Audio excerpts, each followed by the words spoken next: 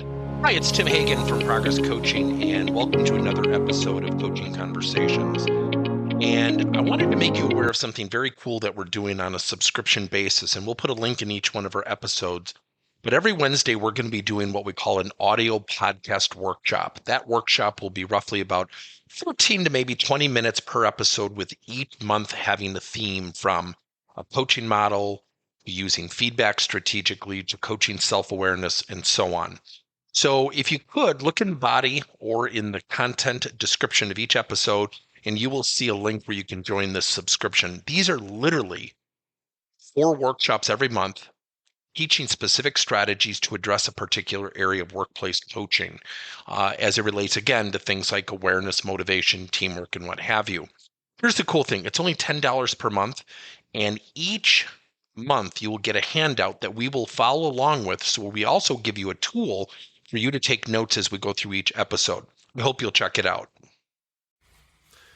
For 25 years at Progress Coaching, I've been teaching leaders and managers how to coach their employees.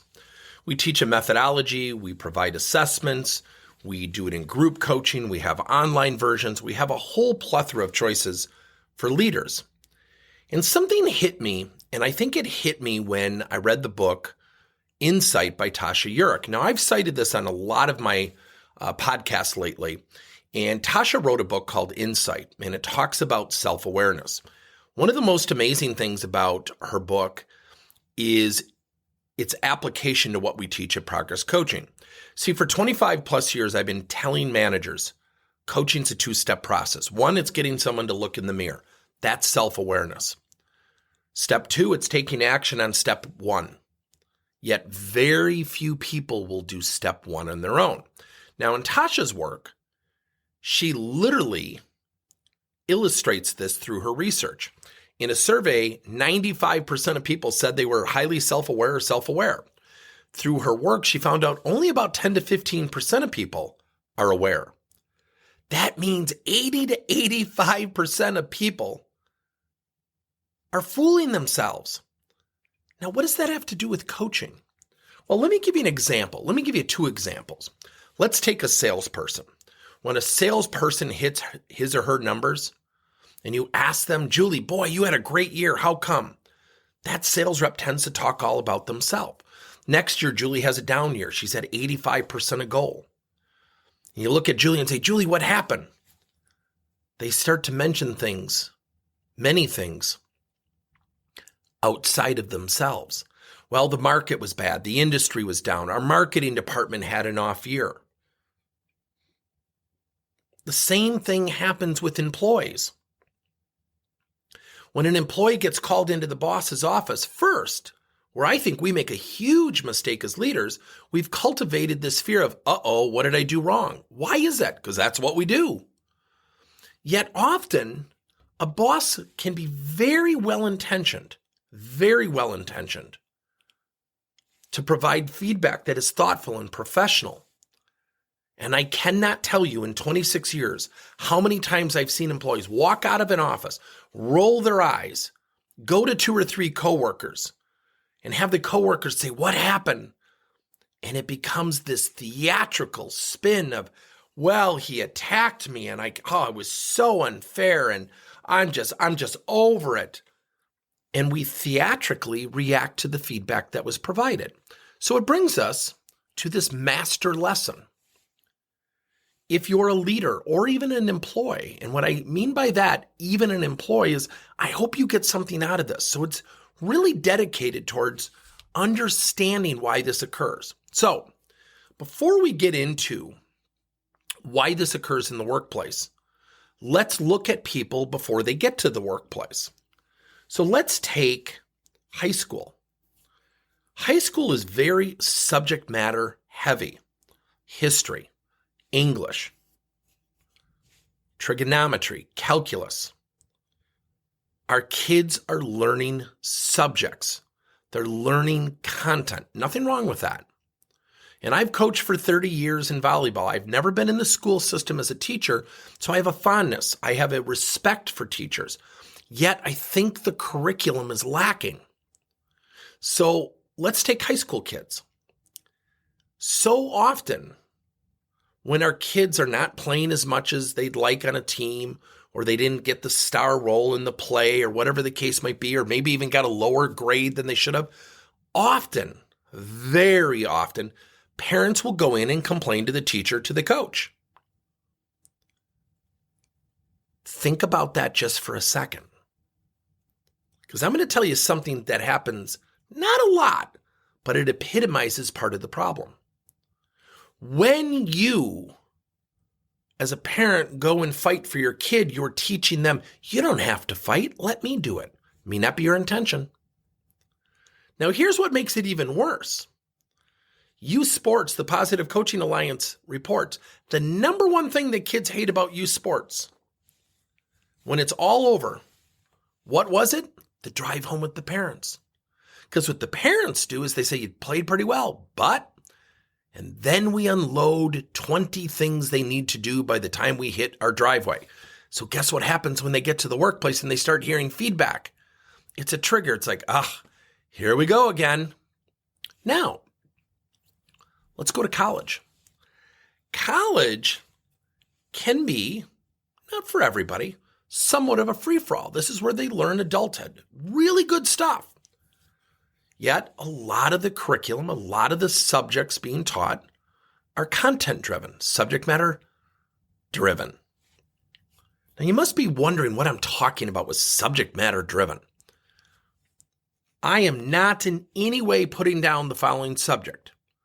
Yet, I'd like you to honestly say in the last 5, 10, 20, 30 years of work, depending upon your age, when was the last time you heard a boss call somebody into their office and say, Bob, I need your help with my trigonometry. Now, I know it has applications. I know it has value. I'm not putting that down. Yet, forget what I just said.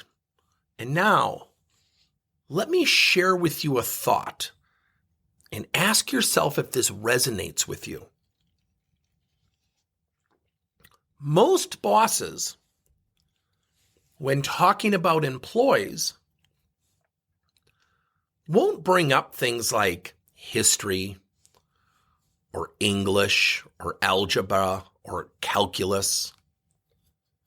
And I'm not saying those are not valuable subjects to teach. So let me just ask you, please don't take it out of context. Bear with me. I'm getting there. Yet what bosses do want more of is positive attitudes, higher levels of motivation, greater teamwork and collaboration, greater acceptance of feedback. So let me share the big four with you. Attitude, motivation, feedback, and teamwork. Now, let's go back to high school. Let's go back to college. And by the way, this episode is not about criticizing our school systems. I want to be very clear. Yet, when you think about high school to college, that is 8 years, typically 8, maybe 10 years of someone not being taught, not practicing cultivating a positive attitude, not learning what motivates them, not learning how to accept feedback even when they disagree with it. And what does it mean to truly be a great teammate? So, let me give you a scenario in each one of what I call the big four. Attitude. You either own it or transfer it. So when somebody comes into work, how often have we heard people say, sorry, I'm just having a bad day. And they're really short with us. They're disruptive. They're not friendly. And what they really are saying is, I'm giving myself permission to treat you this way because I'm having a bad day. They're transferring it. Now, that may not be their intention. So this is not about taking this literally. It's about really understanding the concepts. Now, to own your attitude is to say to yourself on the drive into work or wherever you work and to say, how am I going to overcome this? I can't do this to my teammates. I got to be upbeat. I got to be positive. I got to be happy. Because here's the funny thing about attitude. Attitude is a choice. Yet too many people let things happen to them to affect their attitude versus saying, what am I going to do to successfully overcome this? How am I going to demonstrate resilience? We don't teach people that. See, for 8 years in high school and college, guess what? We're being taught subjects. Yet when we get in the workplace, we're thrown into this culture of working together, collaborating, expectations, accountability, evaluations, skill sets, talent development, constructive feedback, projects, presentations, online learning. There's a ton of stuff that they're exposed to. Yet foundationally, almost every organization we've ever worked with, every leader will mention at least one or two employees with negative attitudes.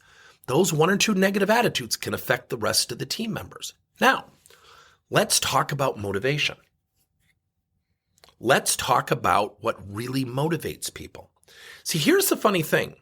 If someone doesn't know what motivates them, what they want to do, which most high school and college kids probably will not know, you have to be skilled as a leader to ask questions associated with what motivates them, such as, what are some things you like to do? What were some subjects or what were some projects you were on? And I remember a high school volleyball player I coached. He said, I love to build things. I said, oh, walk me through that. And he just went on and on about building solutions and ideas. And really what he was talking about was engineering. He graduated from the University of Minneapolis last year in 3 years with a degree in engineering. And he said, I never really knew what really built my excitement until you asked me those questions. Now, most managers will say, come on, you got to be motivated. And they try to motivate people as it relates to the job expectation. There's nothing wrong with that. Yet, there's an assumption that motivation is shared by the employee. If we don't know what the employee is motivated by, we're going to have a discord. We're going to have a disconnect, not intentionally. Third, feedback.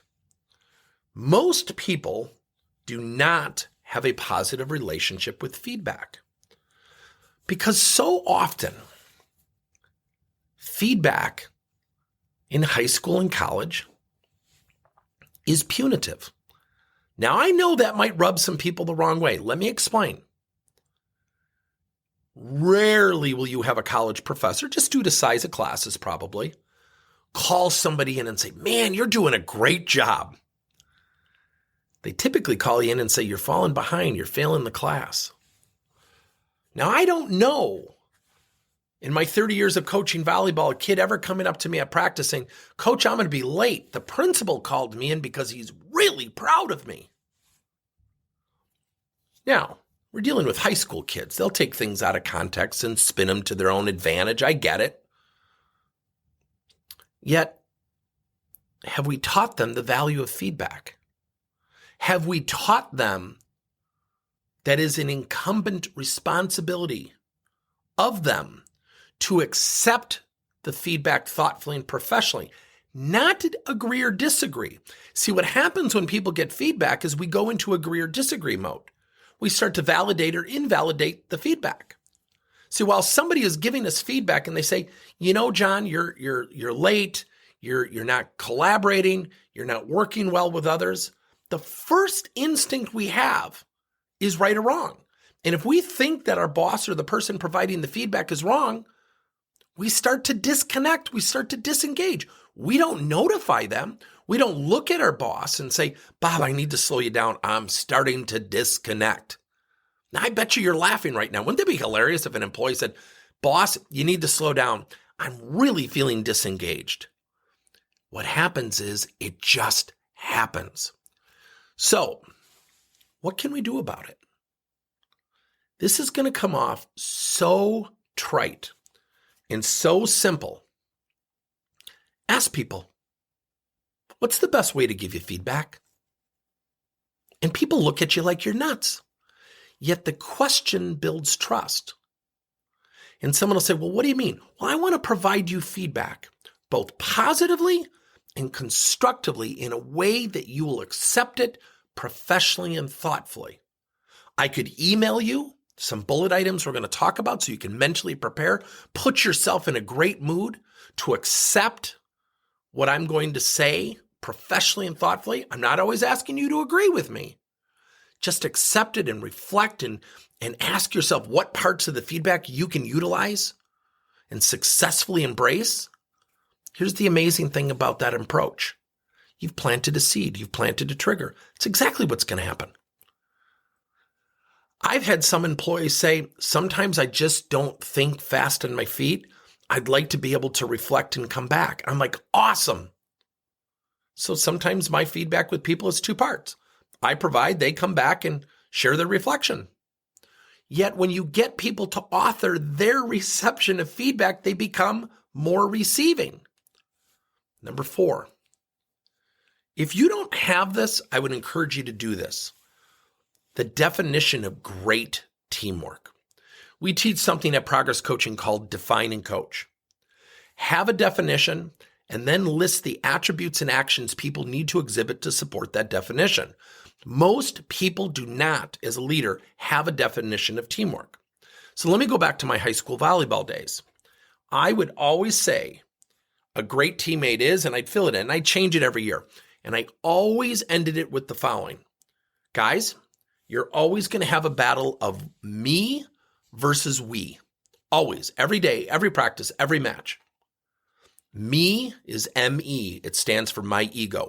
If you are thinking about yourself, you will disconnect from this team. I will not tolerate it. If you're thinking about we, W-E stands for we're engaged. We're basically together. Every day, me versus we. Now, it's not about perfect. Some days you're going to think about them yourselves. Why am I not playing more? I'm open to that discussion. Yet I'm always going to ask you, did you support we? And I do it every year. Never had a problem with kids. We don't do that with employees. Here's why I know that. We become very job specific. We train people, such as customer service agents, on the systems and how to log things in and how to talk to customers. We don't indoctrinate people to own their attitudes, find their motivation levels, teach them, and let me give you a big one, practice with them the reception of feedback. And what does it mean? What is the definition? What are the attributes and actions of being a fantastic teammate? You do that in your orientation, whether it's at an organizational or department or team level, you will be ahead of the competition. So what happens is we get people into the workplace. They've gone through 4 years of high school, 4 to 6 years of college. After 8 to 10 years, we've inherited people who have received subject matter. I'm not against that. I'm not criticizing that. Yet foundationally, what is missing are people's self-awareness. Who are they? What are their strengths? Where do they have awesome opportunities to improve? So I always ask one interview question. And if the person cannot answer it, I do not hire them. Name something right now that you're lacking and what you're doing about it to facilitate improvement. And I give the person a second to think about it. And then I say, let me share a little bit about me. I got certified in emotional intelligence through Mental Health Systems. And by taking the questions and going through the course and going through the 2 days of training with an awesome coach by the name of Ed Hennessy, it was really revealing. And I scored low in empathy. And I knew I was going to score low in empathy. And here was the amazing thing. I become more conscientious of being empathetic and more thoughtful when I coach. And I'll share that with people. And then I'll go back to the question. So my question again is, what is something or an area that you feel like you're lacking, and what are you currently doing about it? If the person says, you know what, I can't think of anything right now, they are not self-aware. They are not in tune. They are not developing themselves. They are not committed. Those are the people, in my estimation, are going to be more likely to complain about feedback and then tell 4 other people why the boss was unfair. So this master lesson, I hope you've gotten a lot out of it. And I always go back to the big 4. And there are more than these 4. But attitude, do people own it or do they transfer it? Motivation, do people know what motivates them? If they don't, that's cool. Help them discover it. 3, have people been taught how to professionally and thoughtfully receive feedback. Teamwork. What does it mean to be a phenomenal teammate? Is it defined? And are the attributes and actions itemized so somebody knows what they need to do to support that definition? If you do those 4 things, you will create a culture of coachability, meaning people will become more receptive to your coaching and your feedback. Good luck. Thank you for listening to another episode of Coaching Conversations by Tim Hagen and Progress Coaching. Now, our company is always coming out with new and innovative solutions to help leaders coach their employees. And recently, we just created a new service called Coach to You, where leaders can pick and choose topics and assign 7 to 21-day programs for employees to learn and, more importantly, apply actions and then reflect and share what they're going to do going forward as a result of the learning. It's called Coach to You. We're literally bringing coaching to your employees. If you're intrigued, we'll have a link in each one of our episodes where you can get more information. And again, thank you so much for listening to another episode.